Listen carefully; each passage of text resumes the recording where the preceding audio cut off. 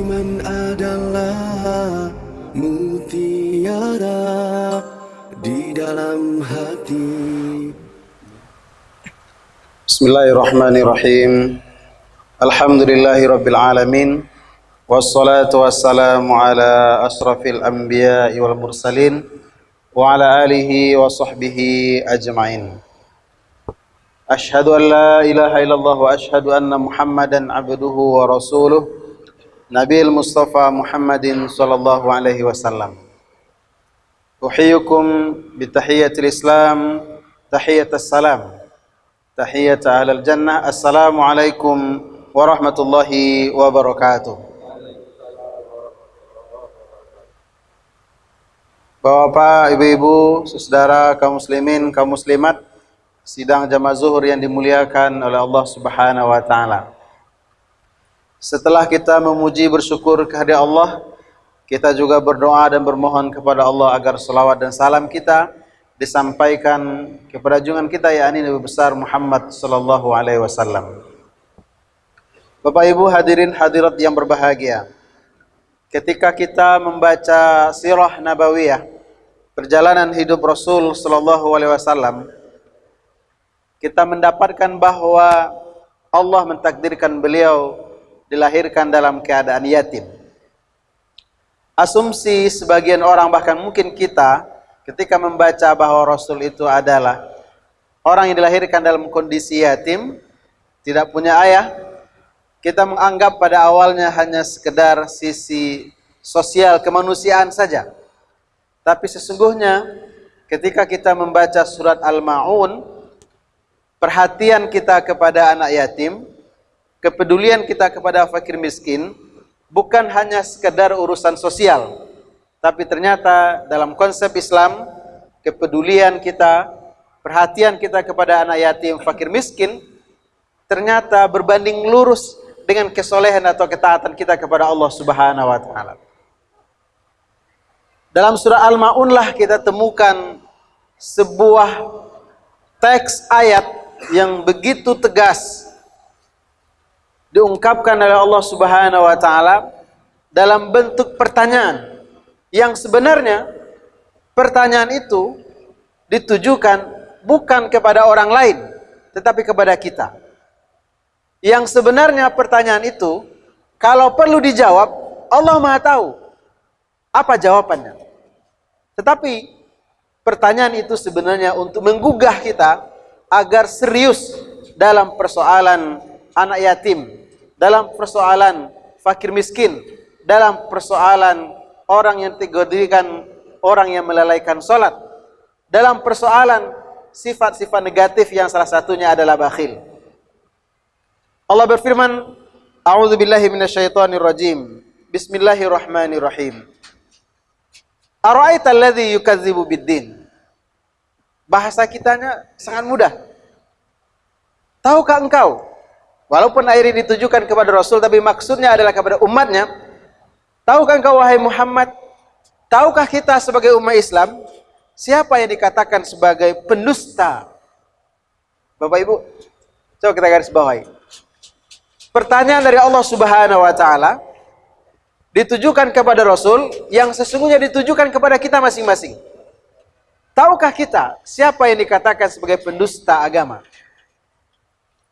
Bukan pendusta dalam urusan sosial, dalam urusan kehidupan kita masing-masing, tidak. Bukan pendusta antara urusan suami istri, tidak. Tapi pendusta dalam urusan beragama. Jadi ini bukan persoalan sederhana.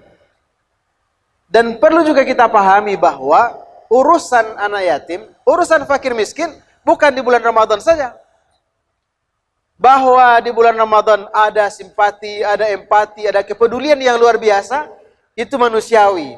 Kenapa? Karena ada janji dari Allah Subhanahu wa taala, ada janji dari Rasulullah sallallahu alaihi wasallam begitu besar pahala lipat ganda amal di bulan Ramadan ini. Ini betul. Tetapi kenapa mesti dikatakan oleh Allah yukadzibu biddin, pendusta agama? Karena mungkin saja di bulan Ramadan kita peduli dengan anak yatim, di bulan Ramadan kita peduli dengan fakir miskin, tapi di luar Ramadan 11 bulan berikutnya kita lupa dengan anak yatim, kita nggak tahu dengan fakir miskin.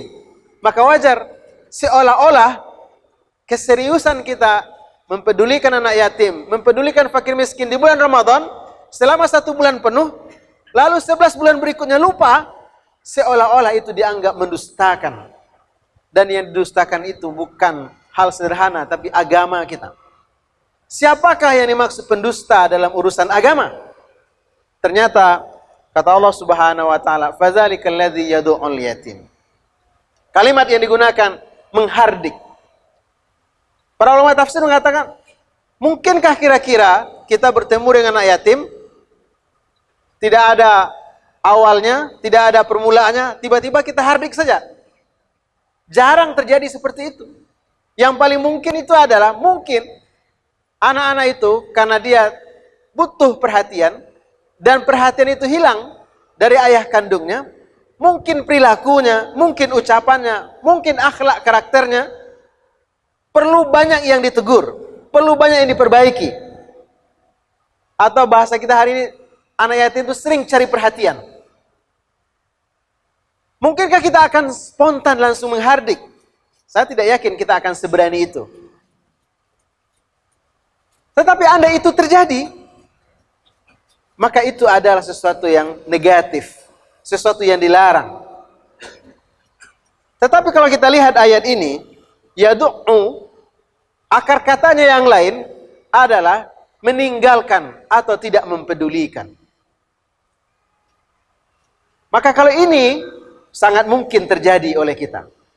Kalau di hari-hari Ramadan mungkin muncul kepedulian, tapi di luar Ramadan hilang kepedulian itu. Maka wajar dianggap oleh Allah Subhanahu wa taala sebagai pendusta agama.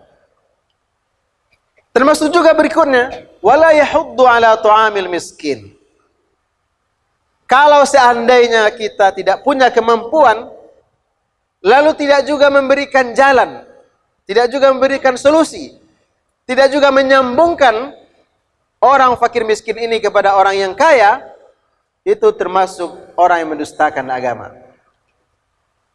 Kalau kita tidak mampu, tapi tidak bisa memberikan jalan bagi fakir miskin, dianggap pendusta agama. Maka bagaimana kira-kira posisinya orang yang kaya, orang yang mampu, orang yang punya kelebihan? Tentu paling tidak double, ya, pendusta kuadrat. Kenapa? Wala yahuddu, tidak memotivasi orang untuk memberikan perhatian kepada anak fakir miskin, dianggap pendusta agama. Tentu orang kaya di atas itu. Dan sekali lagi, sebenarnya yang diinginkan oleh Allah Subhanahu wa taala adalah apa yang kita rasakan selama Ramadan, apa yang kita lakukan selama Ramadan, kepedulian, perhatian kepada fakir miskin, kepada anak yatim, kepada orang terlantar, seharusnya ya, selama 1 bulan penuh latihannya, seharusnya di 11 bulan berikutnya juga nampak hal yang sama. Barulah dikatakan kita bukan pendusta agama. Tapi kalau seandainya ibadah kita ini musiman, di bulan Ramadan kita peduli dengan anak yatim, di bulan puasa kita peduli dengan fakir miskin, kita berikan perbukaan, kita siapkan baju lebarannya, sebegitu bagusnya kepedulian kita, alhamdulillah.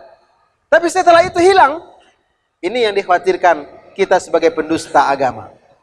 Bapak Ibu hadirin hadirat yang berbahagia, ini 2 hal yang sebenarnya adalah ibadah sosial.